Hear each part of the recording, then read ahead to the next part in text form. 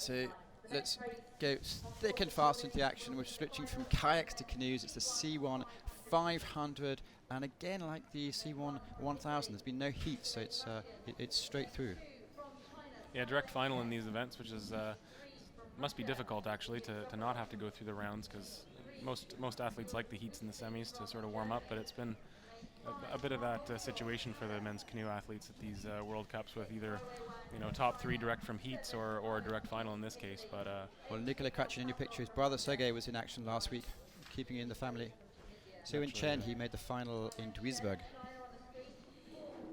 Incredibly fast Russian C1 sprinter Ilya Shtokolov, really strong. I think he was world champion last year in Russia at home, C2 I think it was. The German, we haven't seen too much from this German. He's a C2 paddler.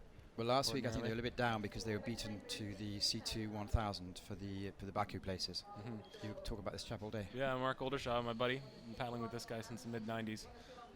Expect a strong race from lane 5. Mark Oldershaw, he's probably more pleased with these conditions, a little bit flatter than yesterday. It was a bit of a left wind for the guys yesterday. Another Italian, another Russian, and a Tunisian in lane 9. We're starting to see a lot of Tunisia. Exciting times for that country. Ooh. And once again, a false start at the 500-meter start line. Starting to wonder. I think the bucket goes green, and then people think to go, but it hasn't gone down. It's the same system that they used at the Olympics. It's the Polarita system, which is, I think it's an Italian start gate, but they seem to be malfunctioning a little bit at the 500-meter line. Hope it doesn't cause too much of a distraction or a delay. So yesterday the commentators were admiring the fact that Mark can keep it at top level for 3 weeks in a row.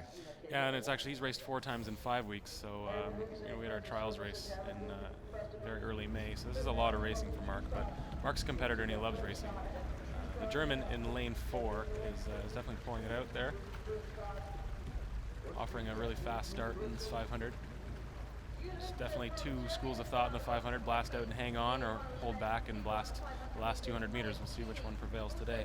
And we have to mention Sebastian Brendel, who is here this weekend and convincingly won the C1 1000, has decided to go in the C1 200 this weekend. That's why he's not competing here. Really fast start from the Italian, formerly Romanian Nikolai Kratchin from lane 1 over there. You can still see him in your screen. Good shot of Mark Oldershaw over in lane 5. Seems to be pacing himself a little bit. Expect a strong finish from Mark in the final 200. Good head-on shot, though, from the German, you'll see. And it seems to be the 3 of them out, Ilya, Yul, and Nikolai from Russia, Germany, and Italy, respectively. And then Mark is holding in 4th. A little bit pensive here. I'm expecting strong finish from Mark Oldershaw. Stroke rate is coming up just before the 200-meter gates. Mark's starting to take quite a few strokes now, and the guys that took it out strong might be feeling a little bit of heat from that first 300 meters. A really good finish, really strong finishes here from... Well, Shtokolov in your picture, he bronzed yesterday, and he's had some, like you mentioned, he's been on top form, 28 years old, been on top form for the last couple of years now. Still really strong finish from the German who went out, or sorry, the Russian who went out really fast. Germans are starting to fade a little bit. Mark seems to be able to reel him in here. Well, it's going to be an exciting finish. We've got 60 meters to go, and Shtokolov, but Mark Oldershaw is really coming past quickly. The other Russian in lane 8. Keep an eye on him at the bottom of your screen. I think he's going to win it. Pavlov, we haven't talked about him much. He looks like it's going to be a lunge for the line for the 2 Russians. I think he lunged too early. I think it might have gone Russia, Germany, Canada. I think that's my guess.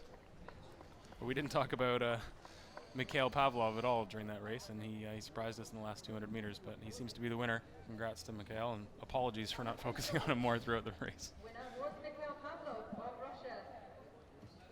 Really strong C1 500 from the Russian contingent of Ilya and Mikhail. Just interested to see, Mikhail's start in lane 8 was, he was way back, so he definitely employed the wait and go strategy where the other guys seem to go and then fade a little bit towards the end. Really strong strokes from the Russian in the final 100 meters there.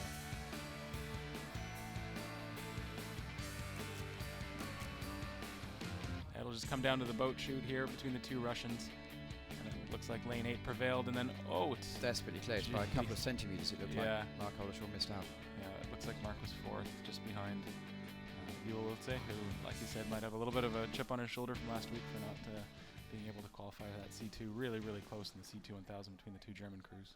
Well, confirmation. They're still unofficial. Mikhail Pavlov takes the gold for Russia. Ilyas Stokolov takes the silver for Russia. And Yul Ulst takes the bronze for Germany. And Canada, Mark Aldershaw just missing out by 0.02 of a second. Yeah,